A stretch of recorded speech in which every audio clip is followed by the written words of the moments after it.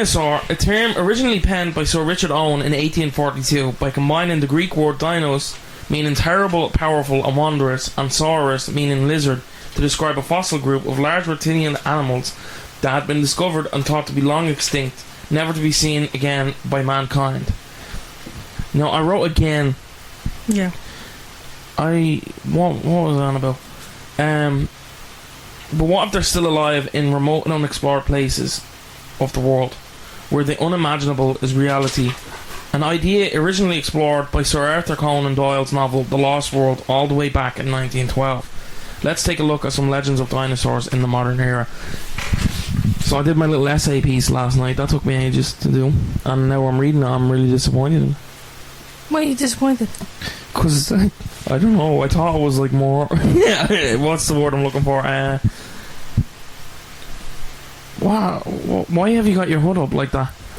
It's just comfy. It's not going to come across on the podcast, Mel. No one's gonna be like, so she's badass with that hood up. No, it's comfy, dude. It's all comfy. like 4 lines. It's comfy. You look like a fucking penguin. You're jealous because I... Cody's this, Cody's that. Cody's me, bro. Let me be me. So in the subtropical and tropical climates of Africa, there are tales in villages, particularly in Zambia. I said particularly really wrong there. Particularly in Zambia, of flying monsters that resemble pteranodons called the Congamatos. Now, there is some words in this that are from like Zambia and stuff, and I am going to butcher them. Because here's the thing. No amount of Googling the pronunciation is going to help. I'm still going to butcher it. So, fair warning for that. So with a wingspan ranging anywhere between 4 feet to 100 feet. Now here that's a big jump. Yeah. 4 feet's like that heron. 100 feet, that's fucking Boeing 747. Well, they're said to be red-hued lizards with membraned wings devoid of feathers and a toothed beak. Now that'd be fucking terrifying if that came at me. Yeah, I wouldn't want to see a dinosaur. We're not... we don't know if it's a dinosaur, Mel. Oh, sorry. We don't know that yet. Spoiler alert. So in 1920, headman, and I apologise, Kanyinga from the Jiwundu swamp area was shown a photo of a pteranodon for the first time, and they concluded it was the creature they called Congamatos. So now we're calling it dinosaur, Mel. Okay, thanks for jumping ahead there. Fucking spoilers, bro. So yeah, we're talking about, like, imagine something's been wrecking your head for years, just like being an asshole for years, and then they're like, this is a dinosaur, hasn't been alive for millions of years. I'd be like, I think I should know, bro. It's down the road. That's Terrence. I wouldn't name it Terrence. If someone was scaring me... Terrence the Pteranodon. Yeah, but really fucking me, I'm not naming it Terrence. Yeah, I'm gonna name it Terrence. It takes the stigma out of it. Takes the whatever. So the creature is said to be highly aggressive, with its name meaning breaker of boats or overturner of boats. The Congamatos is said to even attack those who venture too close to the nearby river, and often attacks local fishermen, flipping canoes and pecking them, leaving large scratches and gaping wounds. So that, like, he's being a problem here, bro. Well, they are being a problem. So in Africa, it's often tradition to bury the dead in shallower graves. The Congamatos takes advantage of this, often digging up graves and consuming the corpses. That's not cool. Well, that's, yeah. How do they know? Well, if it's dug, like a grave's dug up, but it's the fucking jungle, so. Yeah, I don't know. Unless you just see it flying off with your buddy. Like, well, no, because it eats it. Yeah, but it's obviously taking it somewhere. It's not just digging it up. I imagine it like imagine, right, I just buried you. I wouldn't. Okay. And then it's just flying off with you and its little paw.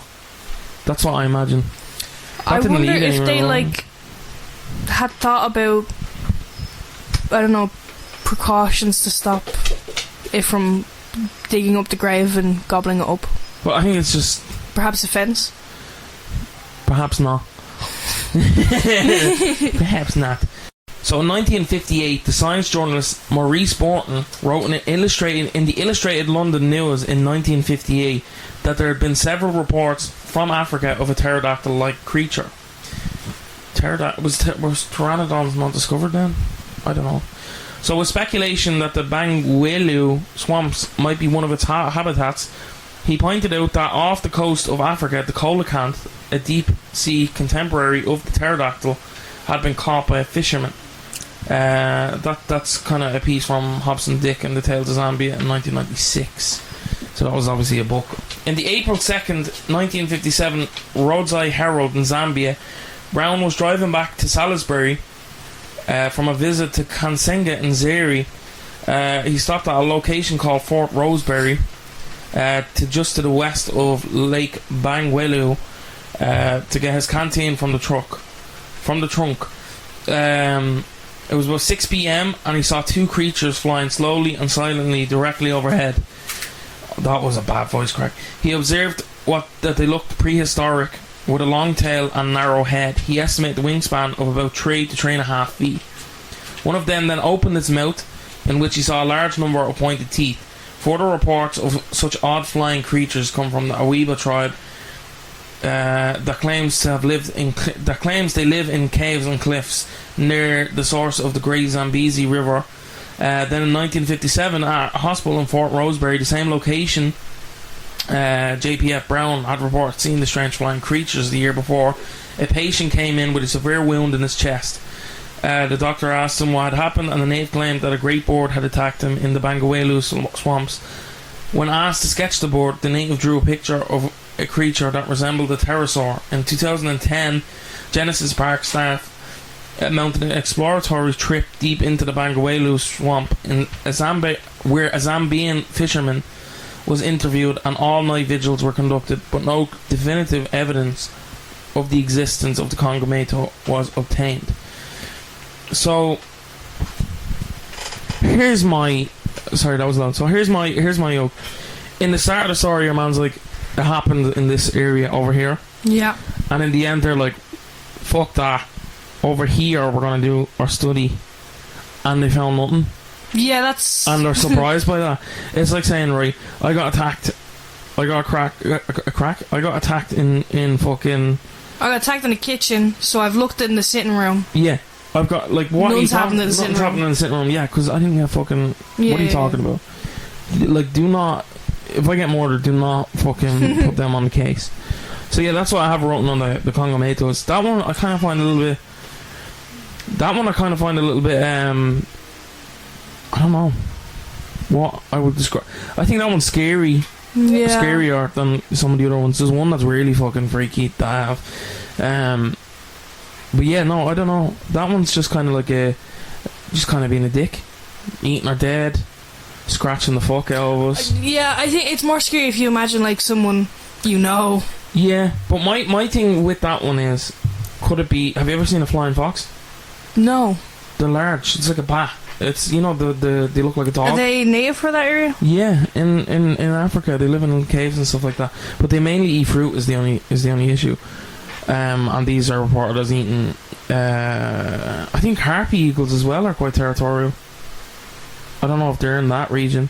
But yeah, could it be just mistaken identity? I don't know. But I think it's the Congo, you know, you're not going to be able to, it's quite dense, it's literally the most unexplored place. Yeah, flying foxes, they're not capable of lifting a human or anything close to human weight though. Yeah, but like if you it's said, carrying dead. Yeah, but nobody saw carrying the dead, is my point. Yeah, no, I don't think, because if it was digging them up, I don't think it was digging up, I think it was something else, like, you know, wild boar. You think it was the one they saw flying, it wasn't like the one that was eating the people and digging them up? No, I think it's the same. It's like, I think they're blaming that for digging it up. Like, it could be just the chances weighing in. It could just be mistaken identity. But, you know, I kind of buy this one. You know, I think the people in the region are going to know a flying fox. Because it's, you know what I mean? Yeah. Like, a lot of people are like, oh, it's mistaken identity. They live there. Like, if I see, like, my equivalent of it is, if I see a crow, I know that's a fucking crow. If I see something that looks like a fucking pterodactyl, I'm going to say that looks like a pterodactyl. I don't think they're going to be mistaken identifying animals they've been fucking surrounded with all their life. Yeah, that's the Congamatos. Deep in the jungles of Central Africa, indigenous tribes have tales of a large sauropod-like creature called the Mokele Mbembe. Described as having smooth brownish-grey skin, it's twice the size of an elephant, with a long, flexible neck ending with a small head with a single sharp tooth protruding from its maw, and a long whip-like tail that some say is textured like that of an alligator. It has just one little... It's got a little... There's a name for that. Snagtooth? Snaggletooth is when you have like Snaggletooth?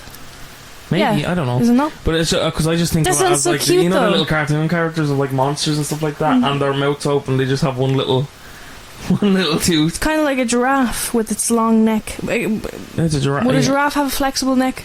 No. Well, kind of, but not I'm imagining this one having like more movement, more like snake-like movement, like kind of like an elephant's trunk type thing. And a whip-like tail. Wow. Whip-like tail. That's like the fucking Titanic from. The one from the fucking Jurassic Park Rebirth. The one number. The one and they're getting freaky, remember? And your man's just feeling them up.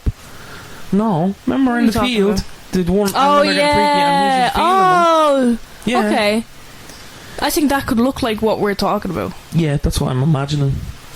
The Mokele Mbembe, is that right?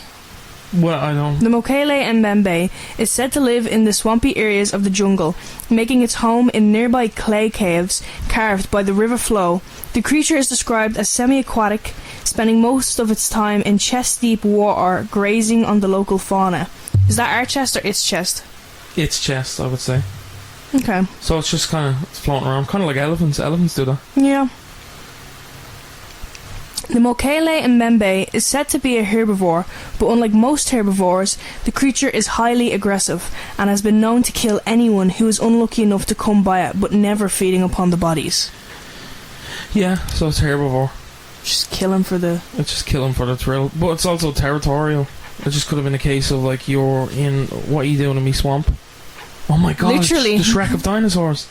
Literally, it's swamp. What are you doing in my swamp? In 1776, Abby van Bonaventia Proyart penned a captivating narrative in his work History of Loango, Kakonga and Other Kingdoms in Africa. He told the tale of French missionaries stumbling upon tracks left by unknown animals of immense proportions deep within the jungle. The prints, marked by enormous claw marks, measured about 3 feet, 0.9 meters, in circumference, leading the observers to conclude that the creature did not sprint, but rather ambled, with its claws spaced an extraordinary distance apart. Over the years, numerous expeditions have set out to uncover the truth behind the Mokele Mbembe legend. In 1981, the most famous of these expeditions was led by herpetologist Dr. Roy Mackle and cryptozoologist James Powell. The team ventured deep into the swamps of the Congo, hoping to gather evidence of the creature's existence. Despite facing challenging conditions and enduring the hazards of the jungle, their expedition yielded no definitive proof. Well, at least they looked in the right area. I don't know. This one could be elephants. No? It does describe them a lot like elephants. Yeah, elephants. I don't know though. Again, like the people in the area are gonna be like they're gonna know what they're fucking on about, bro. They're gonna know the difference between an elephant and a fucking like that's the main thing that kind of throws me off. But having said that, they're interviewing like one person in the village. What if the rest of the village, like that's the village idiot, and the rest of the village are like, look at them fucking morons interviewing Bobby. Yeah. He's gonna give them the runaround. They need to survey multiple people. What? They would need to survey multiple people. That's what I'm saying. Of different like age groups, just like the usual. Well, they're not gonna have time to do a census in the Congo. No, but they would need to do like if they want. Yeah, but not a lot of. If we're going to do a tribes study, are going to want to fucking study people who are coming from outside areas, They've been shafted in the past, bro. We should know that. We're Irish. Because these other people with funny accents coming in, they're angry and wrecking havoc, asking us about our dinosaurs. You know what's depressing? Ireland only has like three dinosaur species. I'm looking at a dinosaur right now. That's it. Leave them alone. That's my lizard. So the Lone Pine Devil. So we're jumping into the Americas now. So the Lone Pine Mountain Devil. USA. What did you say? USA. That did not sound like it. The USA. The US of A. So in North American folklore, there is a carnivorous creature known as the Lone Pine Mountain Devil. That's a fucking mouthful. Just call it the Mountain Devil. Mountain Devil. Yeah, I'm just going to call it the Mountain Devil. A large four-winged lizard-like creature with four large tunnels. You fucking threw me off, Mel. It's not a dragon. It's a dinosaur. So a large four-winged lizard-like creature with four large talons and serrated teeth, said to secrete venom. Some think the creature may be a relative or even still the living creature. Oh, Jesus Christ. This is good. Do you know what? I'm just going to go for it. Sonornithosaurus. Sonornithosaurus, a feathered dinosaur from the early Cretaceous period that was also thought to be venomous. So they actually found that out afterwards, which I find a little bit, like, that gives a little bit credit to it. Because they found this thing and it was like, this predates in the folklore. We used to describe dinosaurs as scaly, bald. But now, so they knew it had feathers before. They knew it had fur and feathers and shit. And now we know that. Like they found recently in amber, Jurassic Park style, like a dinosaur fossil, and it had hair. Like it actually had you know. And especially if it's in North America, I think at that time it would have been, I don't know actually, it would have been deserty maybe, but I think it would protect against like sand and stuff. And especially because it's venomous. They didn't know, they only found fossil records that found, because they'd know by serrated teeth. If it's serrated in a certain way, it's venomous. But there's no proof of that. But the fact that the creature and this have the same hallmarks and it was only discovered after this is a little bit of credit there. So the creature is said to be vicious, believed to slaughter its prey by attacking the torso and head of the victim. This one's a bit of a prick. So most wild animal attacks stem from the need to eat the meat of its prey, whereas the mountain devils are said to indulge only in the soft cartilage areas of the face and torso, while leaving the remaining meat to rot or for other animals to eat. This is the Indominus Rex from fucking Jurassic Park. He's eating for sport. Yeah, it's kind of like the other one that was a herbivore but would kill.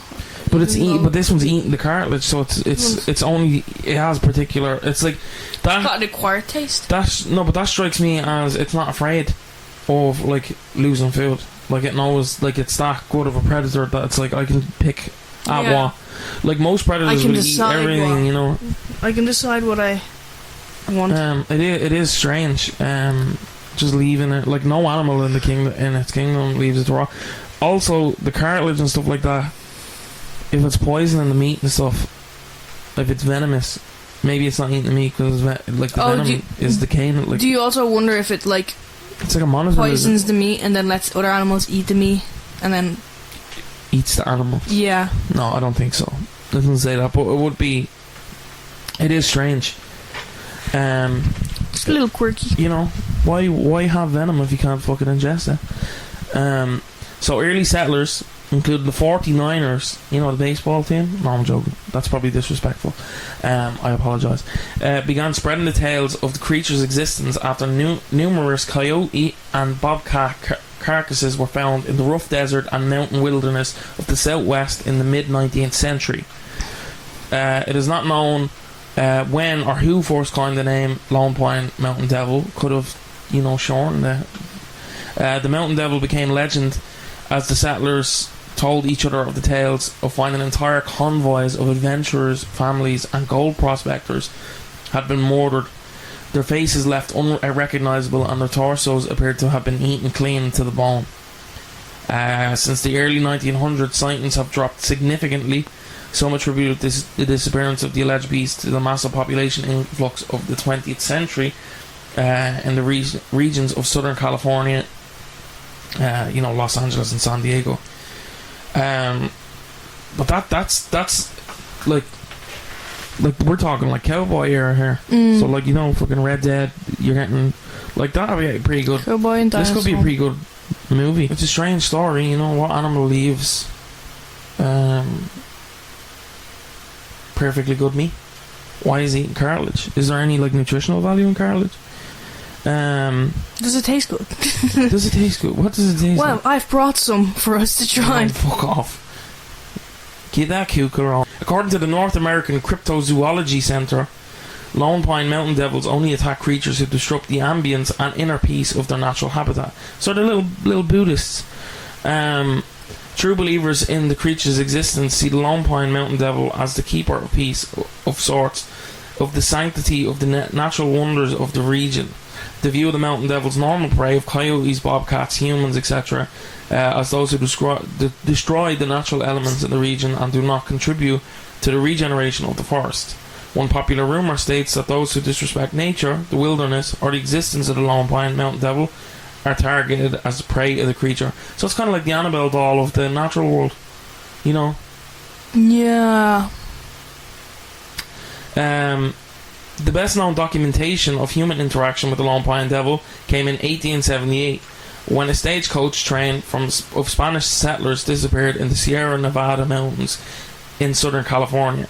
A group of 37 settlers, men, women and children, vanished without a trace for 2 months, after which their rotted corpses were discovered by a team of copper miners. Weeks had passed since their scheduled arrival at the mission, about 110 miles north of San Diego, when a lone priest, Father Justice Martinez, approached the mission. He was weak, thirsty and hungry. He had no horse, no supplies, only the clothes on his back and a journal. Upon questioning the priest, he informed the others that while on his journey he had taken a vow of silence when confronted by the beast damned by the good Lord. The last entry in his journal was related to the disappearance of the Spanish convoy in the mountains.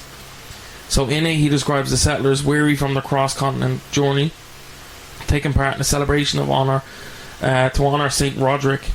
The celebration escalated to a righteous orgy. Oh. That took a fucking turn. And the settlers, that's actually crazy. My God, I wasn't even expecting that. And the settlers began to burn trees for heat and light. As the party carried into the dark hours of the night, the priest writes that he took refuge by himself in a small tent on the outside of the convoy and watched as winged demons swarmed from the trees and attacked the settlers. His final entry in the journal read, my God, they are all gone. The winged demons have risen. What sin have they committed against each other and thy sacred earth? May the forgiven Lord not abandon their souls, which were taken from them into the depths of hell. And through the earthly fires of man, a soul tree remained by the mountain's peak, and the devils that spared me returned to the refuge of the lone pine on the mountain. That's heavy, bro. That's crazy. And there's actual like evidence. They have the journal. Yeah. He could have just went on a rampage. They could have drank the Kool-Aid.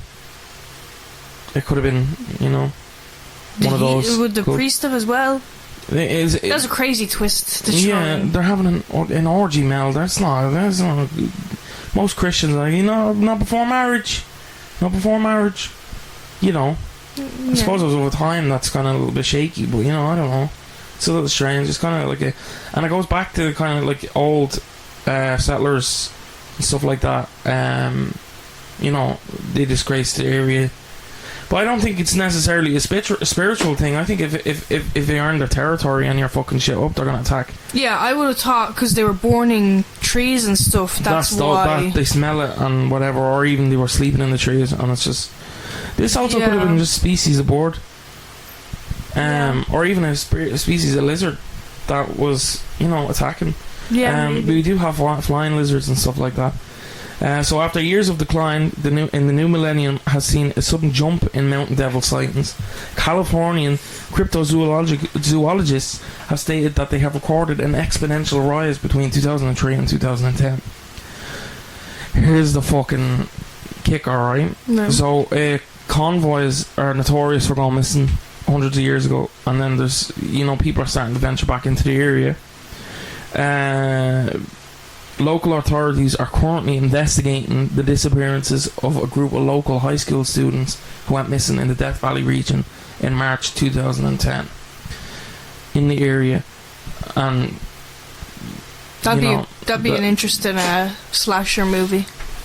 Well, I don't know if it would be a slash. It does give more like, it's kind of like Jeepers Creepers, like you're getting picked off and stuff like that. It is, or like The Boards. Alfred Hitchcock's The Boards. And that predates it. I wonder if he got inspo, maybe. I don't know. Boards reboot, but it's with Dinosaur. Jurassic Park. Oh my god. No, they'd make them fucking... They do the mutant shit again, and it pissed me off. Like, of all the... I'm gonna go on a little rant here, right? How many fucking dinosaurs is there? Millions, right? Probably thousands of species, right? Yeah. I don't know about millions. Thousands of species, right? And they're just like, what if a fucking velociraptor, right, had got with a T-Rex and we turned them into a Boeing 747? I feel like it makes sense for what would happen in real life. Yeah, it would be like, yeah, we would, but because like, crossbreeding is a thing. Only for certain animals. I feel like if they could do it like with more you can animals, do tiger, lion, liger. Exactly, dude. Yeah, but they're kind of similar in... I feel like if you could do other ones, they would do other ones. Yeah, I think they did. Jaguar. Yeah, dude, that's what I'm saying. Yeah, but I think there's actually, because the first one was an accident. I think here's what is next for the Jurassic. We're going completely off topic. Next for the Jurassic World, or whatever they're calling it now. Jaws gets Jurassic, the Jaws Jurassic crossover, where it's just a Jaws movie but with the water dinosaur. Yeah. Then we do Jaws the boards. is the good guy this time, and he comes in like Freddy vs. Jason. Oh yeah. Yeah, he comes in and then he fights the dinosaur. And they're like, thank you, Jaws, and then he starts eating them. Yeah, and the plot like, twist. Plot twist. He's like, well, I wasn't doing that He's for like, you. I'm still they're a like, shark. yeah, they're hugging him and shit like that. Well, actually, sharks get the fucking, what's it called, the stigma that dolphins deserve. Yeah, there was a lot of propaganda over Jaws. They are the dickheads of but the then ocean. after Jaws gets Jurassic, we have the boards, but then make it Jurassic. The terror. I don't know what we'll call it. We're working on a name. The dinosaurs. So we'll move on to the next one. This one I like. Me? This one's my favourite. Is this me or you? It's me? It's me? Yeah, it's you. Okay. The Emala entuca is claimed to be around the size of an African bush elephant, brownish to grey in colour with a heavy tail and with a body of similar shape and appearance to a rhinoceros, including one long horn on its snout.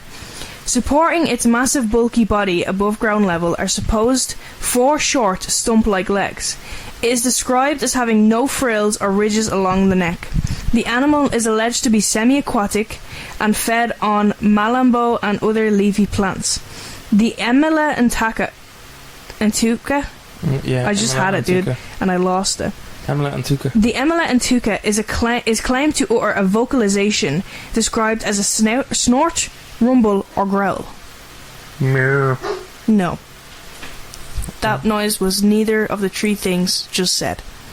The structure of its horn... It's the Emala entuca! Shut up. Shut it. The structure of its horn is debated among writers on the subject. The debate runs thus. If the horn is ivory, then it would be a tusk, or a tooth, and not a horn at all. Some rhinoceroses do have tusks, especially the Asiatic one-horned kinds, yet these are not known to inhabit Africa.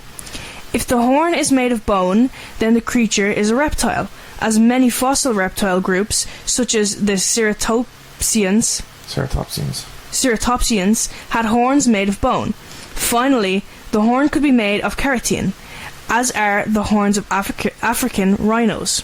However, without a specimen to examine, any attempt to classify the Emala entuca by this method can only be speculative. So they like think there's enough to this to be like, what is this? They've considered it, but they can't like really. Well, I think this is a case of like they're trying to figure out, because they even have like what plant it eats.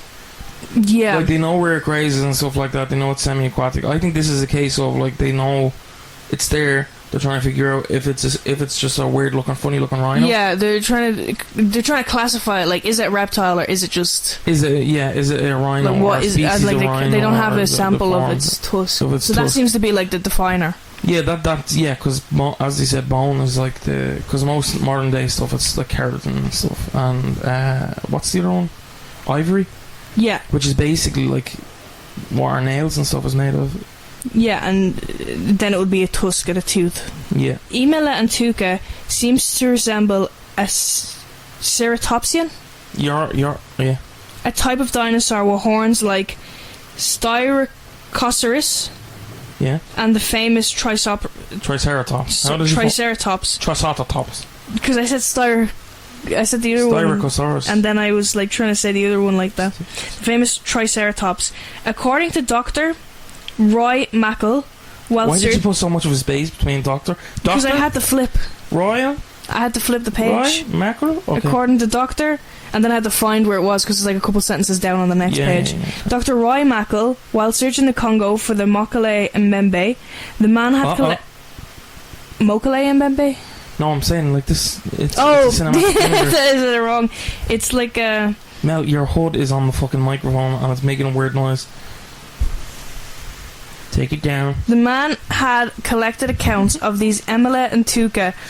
Cryptozoologist Lauren Coleman, however, believes it is an aquatic rhinoceros rather than a ceratopsian.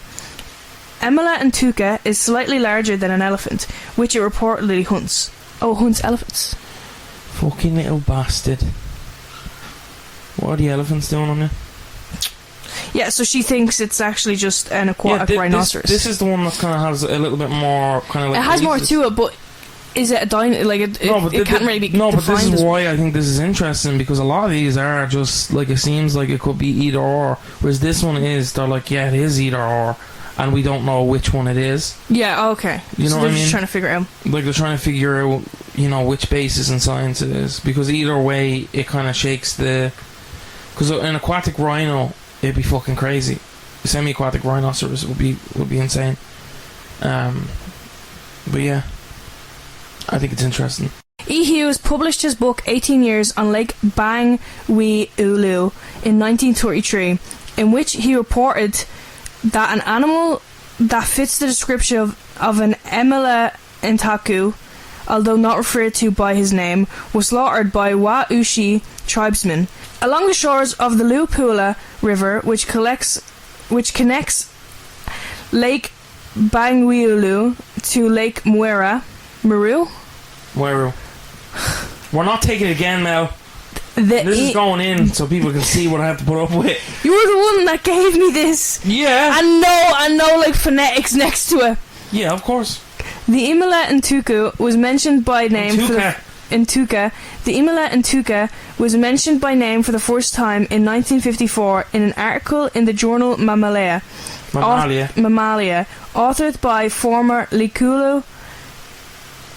Dude, you gotta let me like Google these pronunciations. No, Lucala Game Inspector Lucian Blanco. Mel, it's Lucian Blanco. Likuula.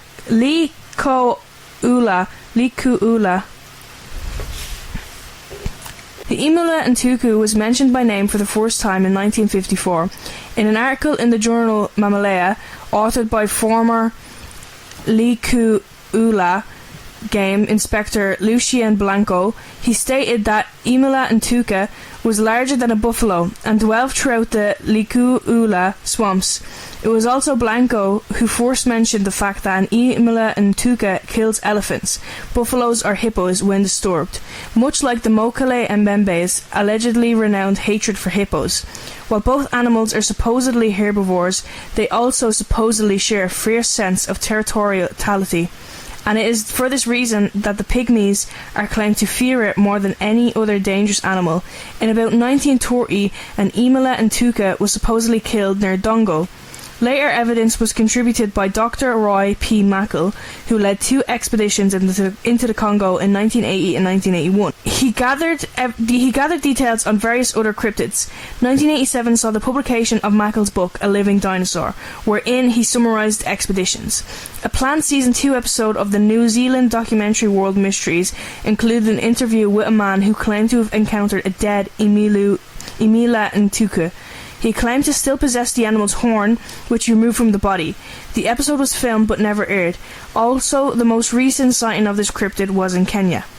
So why doesn't he give them the horn so they could figure this whole thing out? I don't know. I think he did, and they did the... I think they recorded it, maybe. I don't know.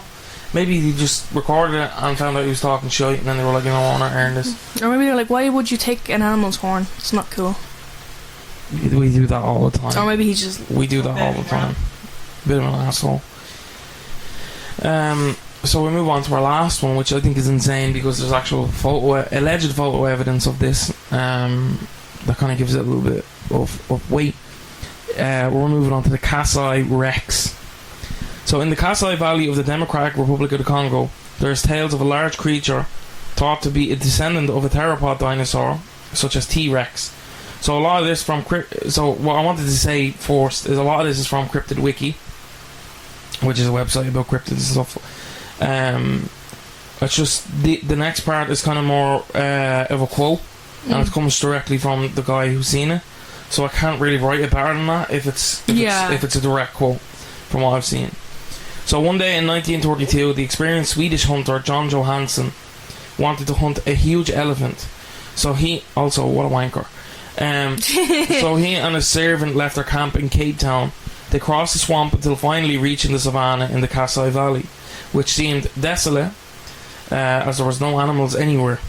That was until the servant yelled in excitement when he saw 2 elephants. So Johansson got a shotgun, but something was wrong with them. There were only 2 instead of an entire herd. About 44 meters away, there was something in the underbrush stalking the elephants. And suddenly, this something, a strange creature, jumped into action, and the servant dropped into the undergrowth. While Johansson, I don't know why he, paralysed, changed aim, and decided to shoot this strange creature. He shot the creature 3 times, and only one shot hit it, hitting it in the back. The creature backed away and left. Johansson got his servant up from the ground and decided to go back to his camp in Cape Town.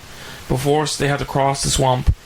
And as they were halfway across the swamp, they heard a splash and thought of crocodiles. Johnson looked everywhere until they saw 22 meters away the same creature they saw in the savannah, tearing the hump of a rhinoceros.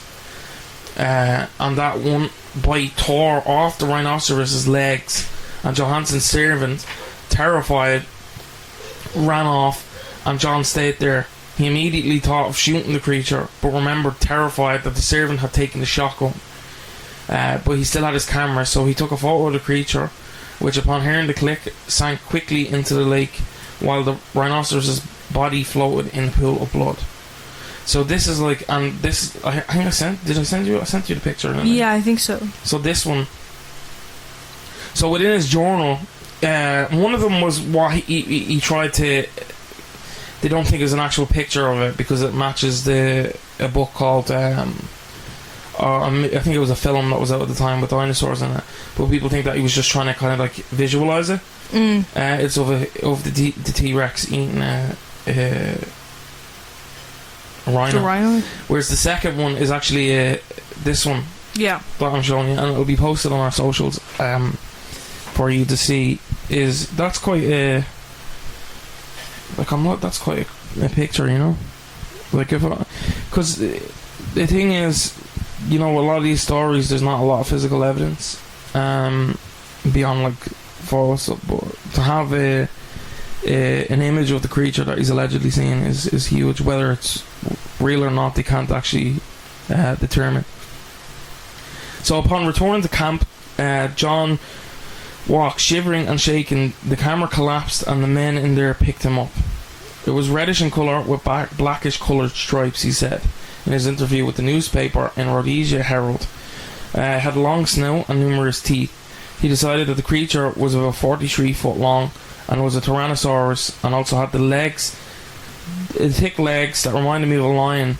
They were built for speed, and at the beginning of the year 1933, a group made up of 5 hunters, among them a recognised ivory trafficker, fucking prick, went to the Kasai Valley to hunt the creature called the Kasai Rex by the newspaper the Rhodesia Herald, which they thought at the time was a crocodile, was nothing more than a giant crocodile, and they would hunt to sell the skin at a good price. They arrived in the Kasai Valley and they passed through the same swamp where Johansson had passed the previous year. One of the hunters was frightened to see a reddish tail sink into the lake.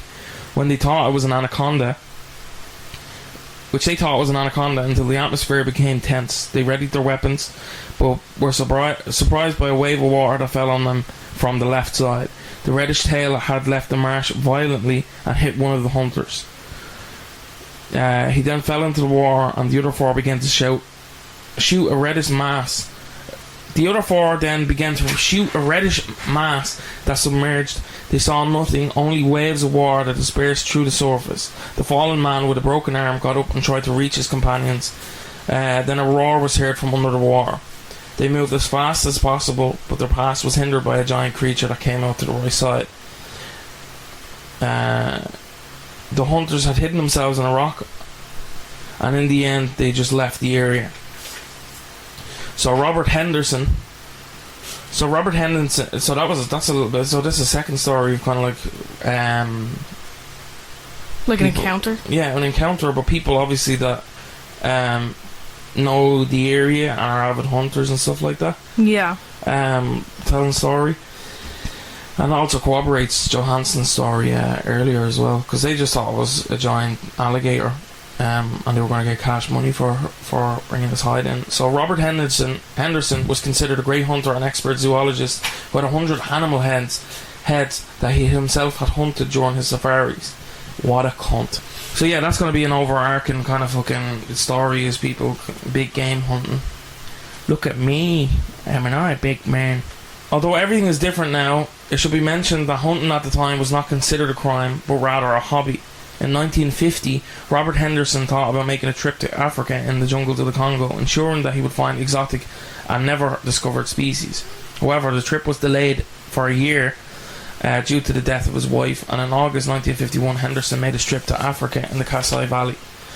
The town of Motombo, Lamata, where Henderson had settled, said that hunting was the only thing that would make him smile after the death of his wife. With the help of 5 natives, Robert passed by the Kasai River in a jeep because he knew that his prey was just beyond it.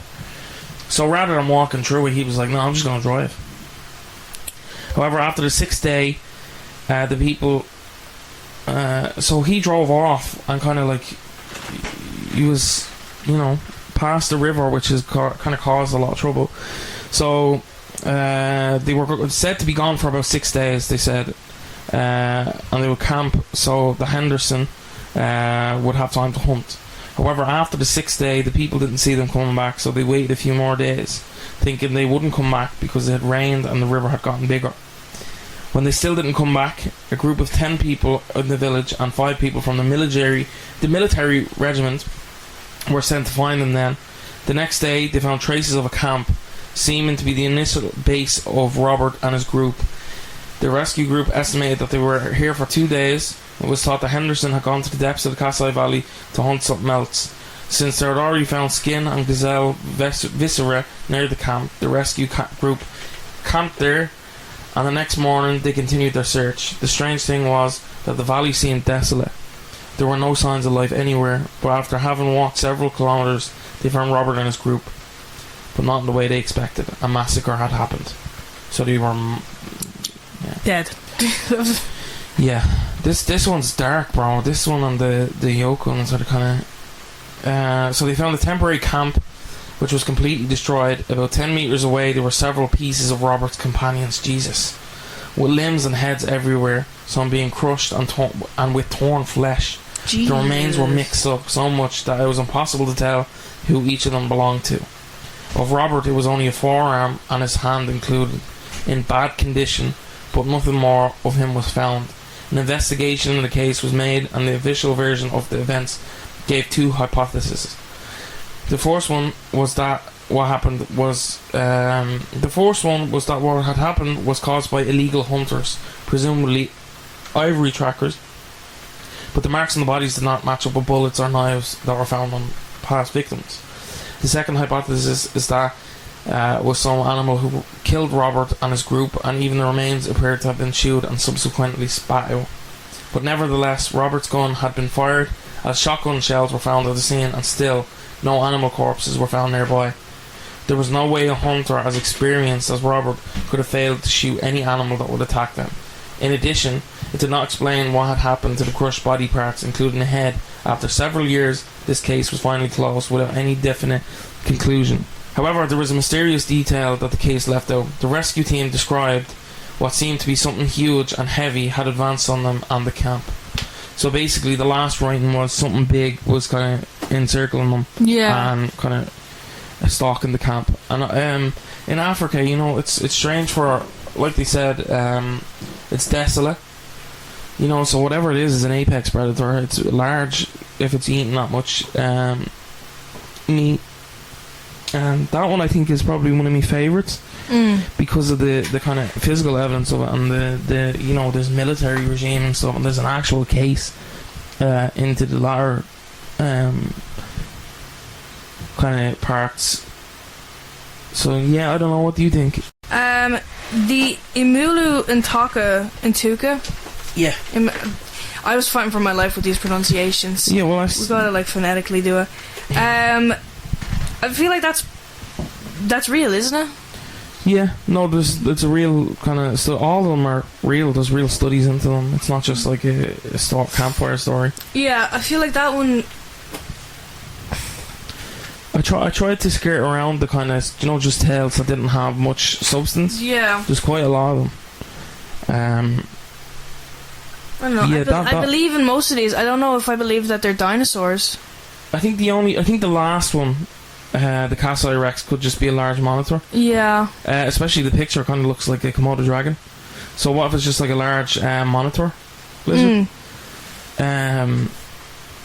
You know, it's not unheard of. I think Komodo dragons get to like 10 feet. So it could just be a larger relative of that animal that's living in the Castle Valley. The Emela Intaku or Antaka, I think could, if not a dinosaur or reptilian, it just could be an aquatic rhinoceros. Yeah. Which I thought, even that's strange, because all other species of rhino are, you know, grazers. They're land locked. Yeah, I don't know.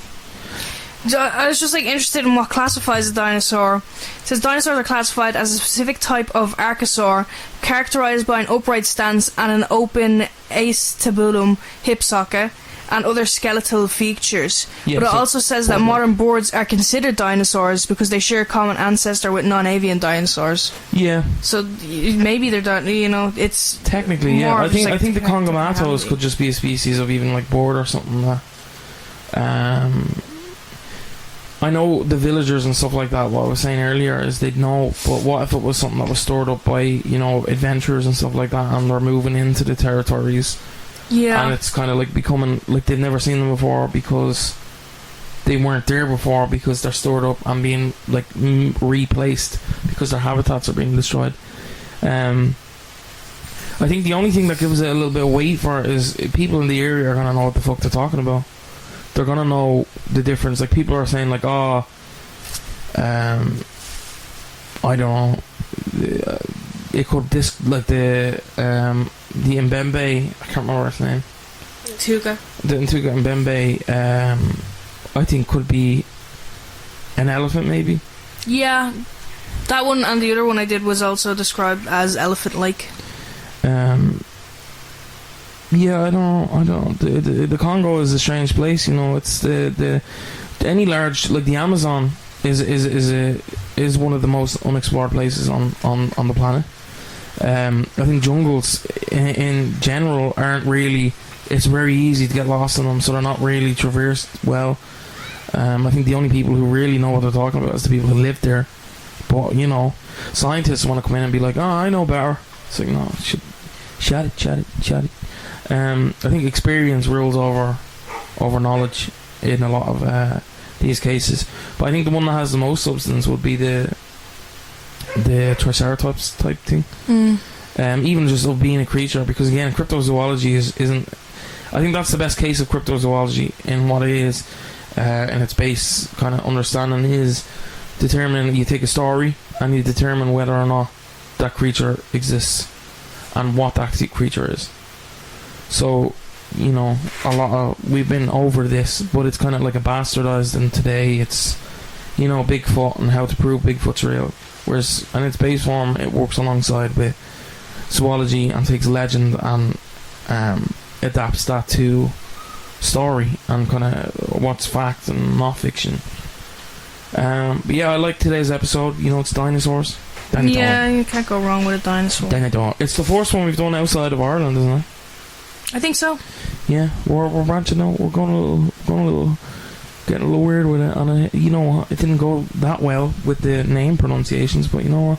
We'll fuck up Irish name pronunciations, so you can't fault the dyslexic lads. So yeah, I think there's not much else to say. There's a lot of stories of dinosaurs and stuff like that, or even saurian cryptids in kind of the media and stuff like that online, and there's a lot of threads and stuff on Reddit and Tumblr and stuff like that, but I kind of steer away from that because, you know, a lot of podcasts towards the midpoint of their tenure become just reading Reddit horror stories and stuff, and I just don't